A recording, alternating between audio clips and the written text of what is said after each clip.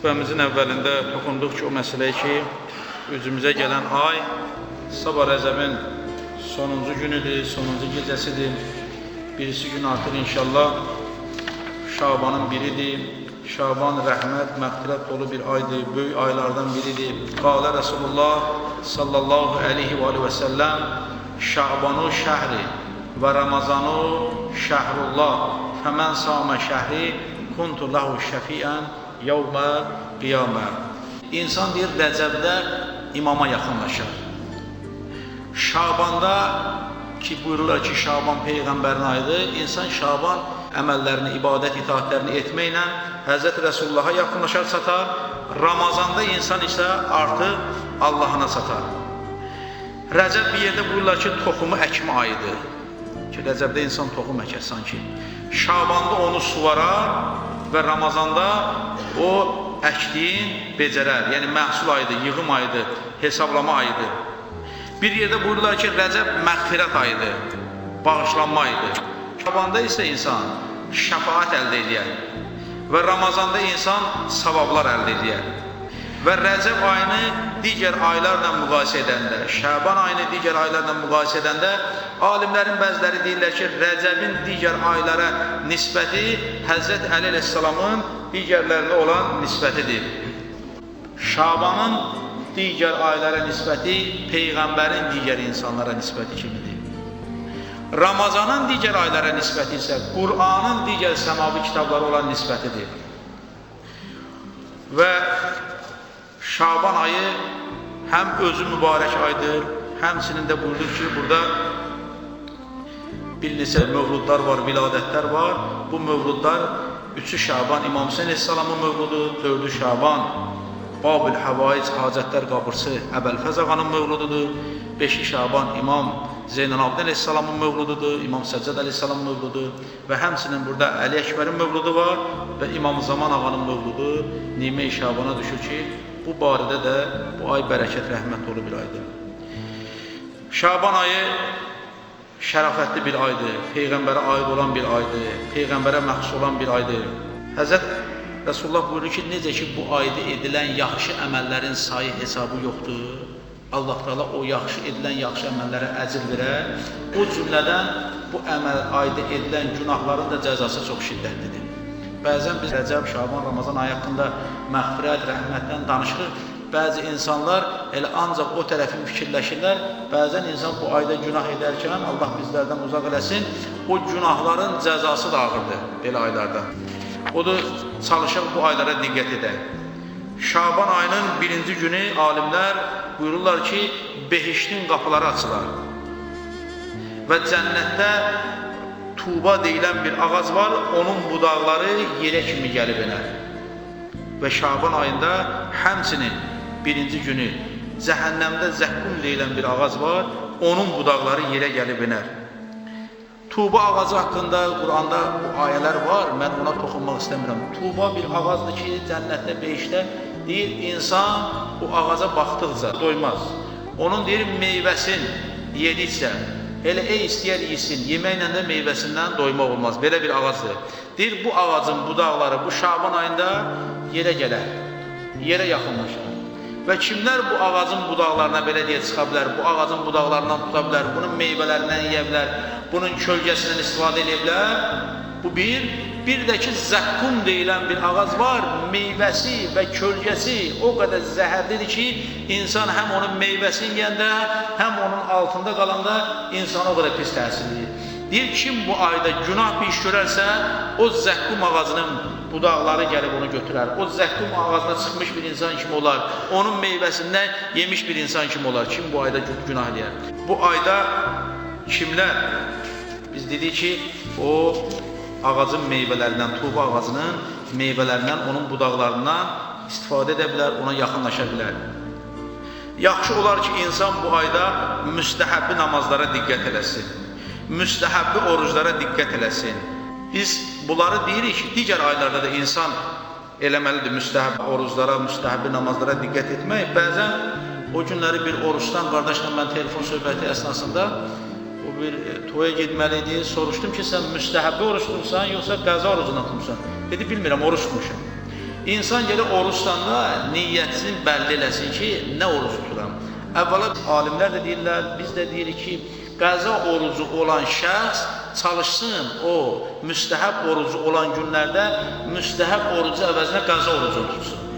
Qəza namazı olan insanlar çalışsınlar ki, o müstəhəb namazlar deyilən vaxtı qəza namazlarından biraz azatsınlar.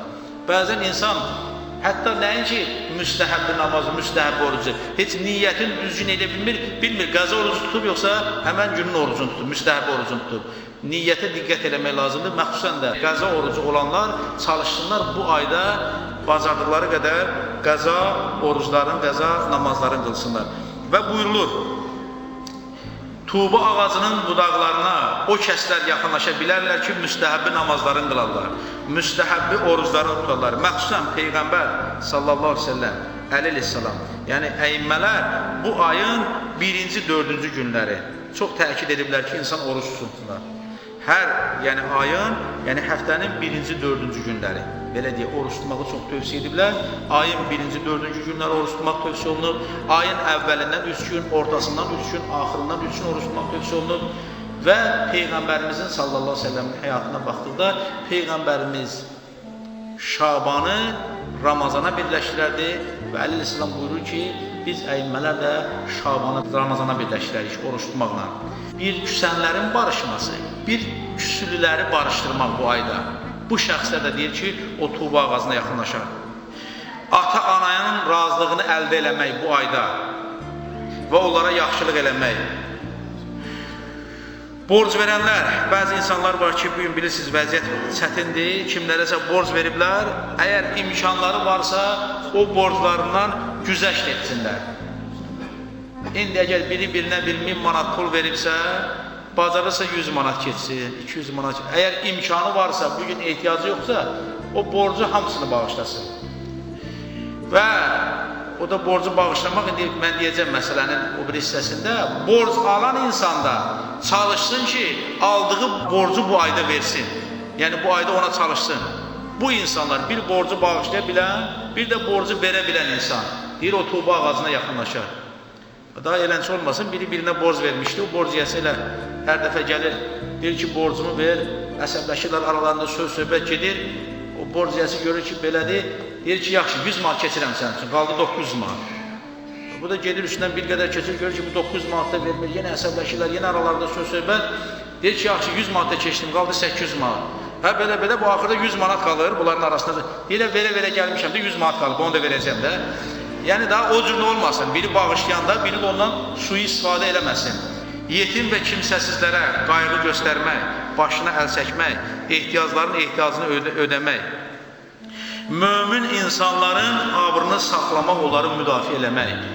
Bəzən görürsən ki, bayaq da bir söhbət oldu bir qardaşdan, görürsən ki, bir mömin haqqında heç bir dini təhsili olmayan, heç bir, yəni belə deyib, bir cəmiyyətə bir xeyir verə bilməyən bir insan oturur, elə bir insanı müzakirə edir, elə bir alimi müzakirə edir, elə bir şəxsiyyəti müzakirə edir, onunla bu müqayisə edilən və ona qulaq asan adam da gəlir sonra deyir ki, filan kəs belə bir söz dedi. Elə orada onun sözünü kəsərəm, deyərəm, sən kimsən, o kimdir? Məxsusən bu ayda mömin insanların abrını saxlamaq, onları müdafiə etmək. Və bu ayın əməllərindən biri də Quran oxumaqdır, Quranı çox oxumaq, Quran oxumağı öyrənmək, qulaq asmaq ki, tilavət etmək bu ayda, zikirləri demək, bacardığın qədər bildiyin zikirləri bu ay çox demək, şükür etmək, xəstələrə baş çəkmək ki, bunlar hamısı tövsiyə olunubdur ki, insan bu ayda bunlara diqqət etsin. Bunları edən insan buyururlar ki, Şaban ayında gedər yaxınlaşar tuğba ağacına, amma bunların əksini edən insan. Bir insan ki, özü namazın qılmır, bir, qəza namazın qılmır, iki, müstəhəb namazın qılmır, müstəhəb oruç tutmur və küsənləri barışdırmaq bir yana qalsın, elə axtarır ki, kim kimlə nə eləyər, küsər, kimlə kimin arasını vurar. Yəni bir katalizator rolunu oynayır. Bu insanlar, ata-ananın narazılığını əldə edən insanlar, cəmaatın borcunu birləşdən verməyən insanlar, borc yiyələri ki var, cəmaatı gücdən sıxan insanlar və buyurur, yetimə yardım etməyən, yetimi incidən, kimsəsiz incidən insanlar müminin abrını aparan insanlar, bunlar deyir, hamısı o zəqqum ağacının yanına gedərlər. Quran oxumaq istəməyənlər, Qurana qarşı çıxan insanlar, bunlar hamı zəqqum ağacının yanına gedəcəklər. İndi insan ona baxsın, cənnət behişdə olan o tuba ağacının yanına gedim, yoxsa cəhənnəmdə olan o zəqqum ağacının yanına. Şaban ayı bir fürsətdir ki, insan cənnətə behişdə tərəf addım atsın. Və Şaban ayının yaxşı və dua zikirlərindən birincisi, Rəcəbdə də biz dedik ki, istiğfardır. İnsan özü üçün bağışlanmaq istəməyi. Bəzən insan ola bilər bu ayda ibadətlər etsin, itaatlər etsin, dualar etsin, zikirlər etsin. Deyirsin, ay, nə qədər mən savab qazanmışam. Maşallah, 30 gün oruç tutdum, 30 gün namaz qıldım, 30 gün Quran oxudum. İnsan bəzən və zikirlər dedim, bununla qürrələnir və bir də görürsən ki, insan bir günah etməklə, necə ki, meşədə görərsiniz, balaca bir çöp, ispişka çöpü, yaxud bir sigaretin kötüyünü yanında şəkildə atarsan, meşəni necə yandırar?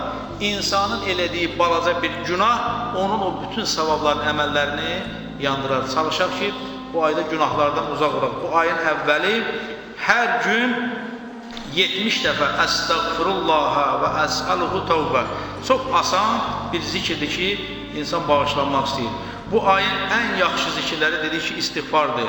Bu ayın hər günündə 70 dəfə istiğfar edən şəxs, başqa aylarda 70.000 dəfə istiğfar edən şəxs kimidir.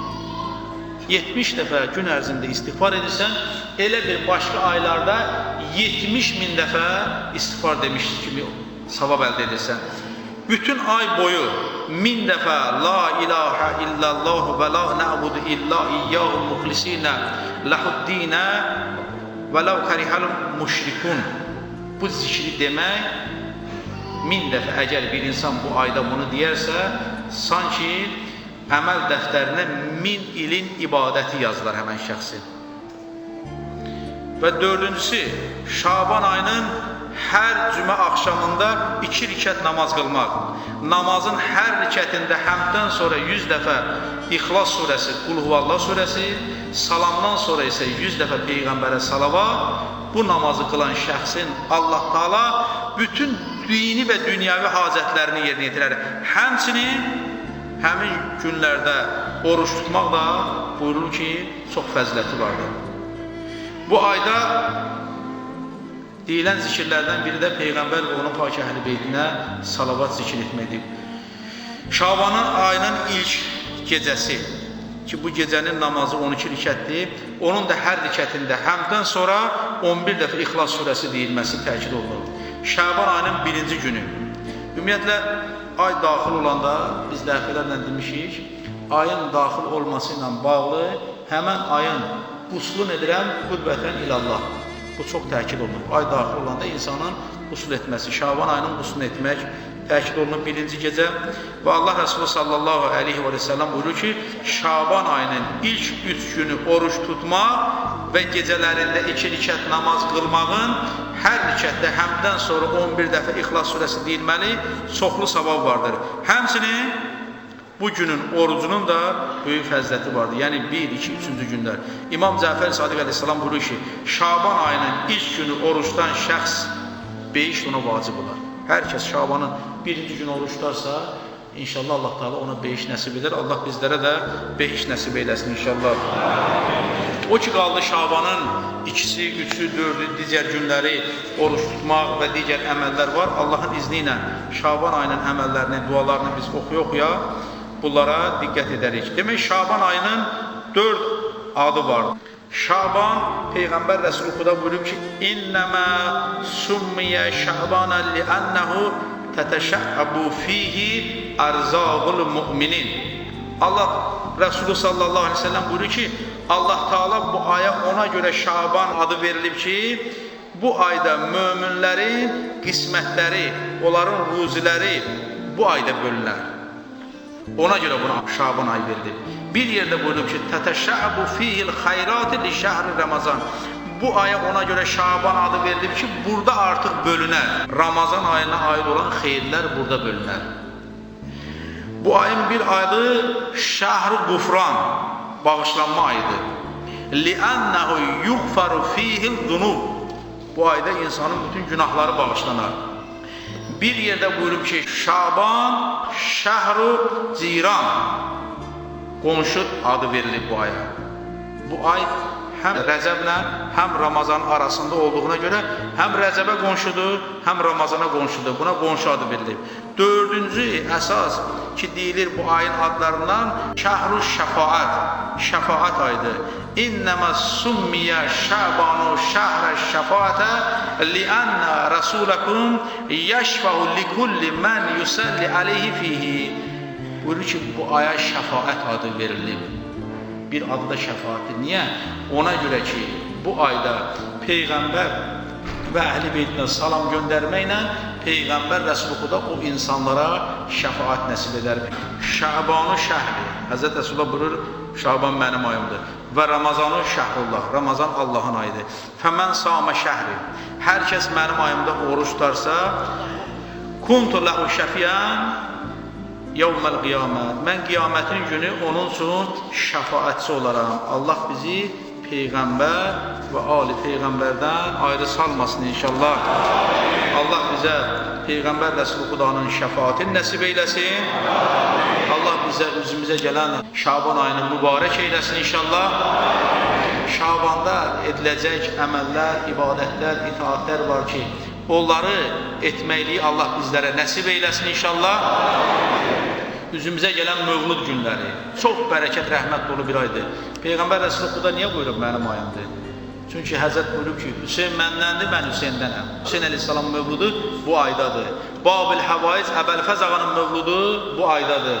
İmam Zeynəl Abidin əleyhissalam mövludu bu aydadır. Əli Əkbər əleyhissalam mövludu bu aydadır.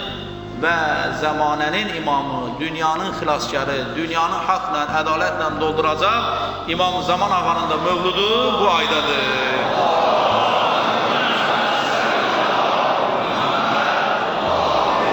Bismillahirrahmanirrahim. İnna a'teynâkel kevser fesalli li rabbike venhar. İnne şâniyeke vel abtar.